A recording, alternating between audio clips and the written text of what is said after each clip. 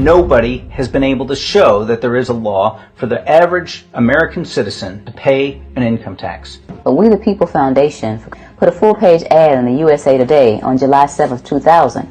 And within the body of that ad was a $50,000 challenge for anyone that could show the law. So I went after that and did the research based on the fact that I thought, let's put this baby to bed. I'm hearing all these rumors. I'll answer these people's questions that are asking me, and then I'll win this $50,000.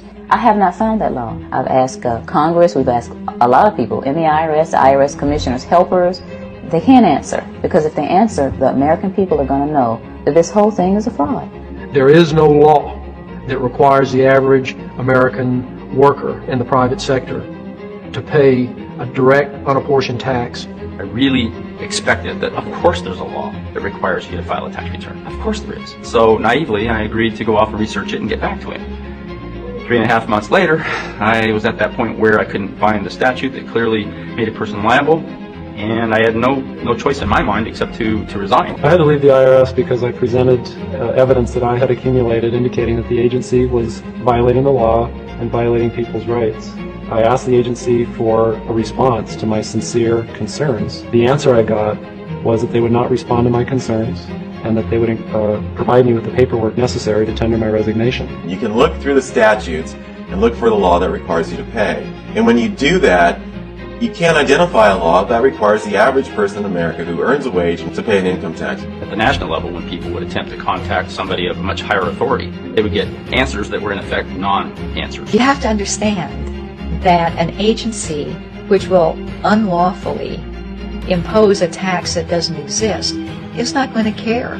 If we the people don't know what our rights are, they're not going to tell us. If Americans just learned that the IRS was actually knowingly deceiving them, that would be enough for them to rise up and put a stop to it. People have been told, that you need this income tax system to fund government, which is absolutely ridiculous. I mean, my question is, well, if that's true, how did we fund government from 1776 to 1913? The main purpose of the income tax is not to raise revenue, but to redistribute wealth and to control society. A lot of people might say, well, gee, if there wasn't an income tax, what would happen to education? They don't understand that education is paid for the most part, out of state and local taxes, your property tax. People might say, well, how are we going to build and maintain our highways if there's no money coming in to the government? We need our highways. There's a tax on every gallon of gasoline that people buy. Proceeds from the income tax do not pay for highway construction. I believe that in both spirit and substance, our tax system has come to be un-American. Death and taxes may be inevitable, but unjust taxes are not. That the Internal Revenue Service was not created by Congress. It is not an organization found under the Department of the Treasury in Title 31 United States Code with the other agencies of Treasury.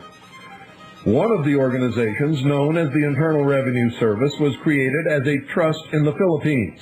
The Bureau of Internal Revenue, Trust Fund Number 1, Philippine Special Fund, 31 United States Code at 1321, under the Department of Finance and Justice. Another trust fund, Trust Fund Number 62, Puerto Rico Special Fund, was created for internal revenue. Title 26 United States Code, Internal Revenue Code, specifically defines the jurisdiction under which it is effective as only pertaining to the District of Columbia and its territories and possessions. I'm not paying federal taxes because the system's a scam.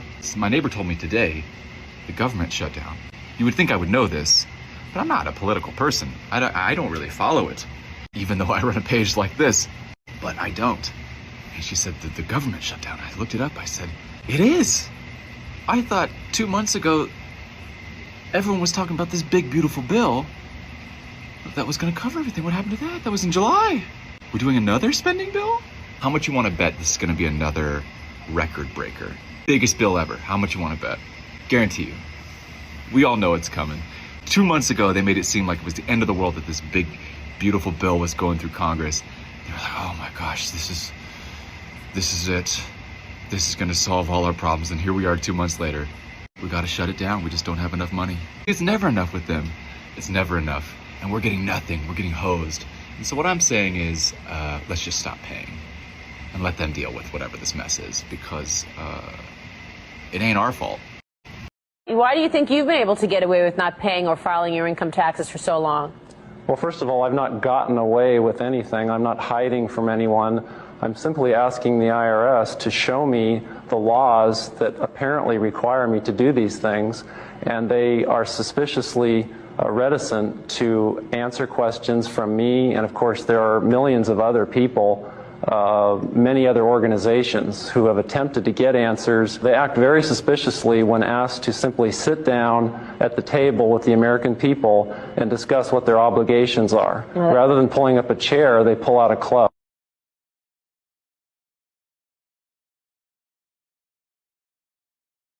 These liens that are recorded against people by the government for tax liens are nothing more than allegations. They are non-substantive. They have never been determined by a neutral third party, such as a court, to have one shred of validity.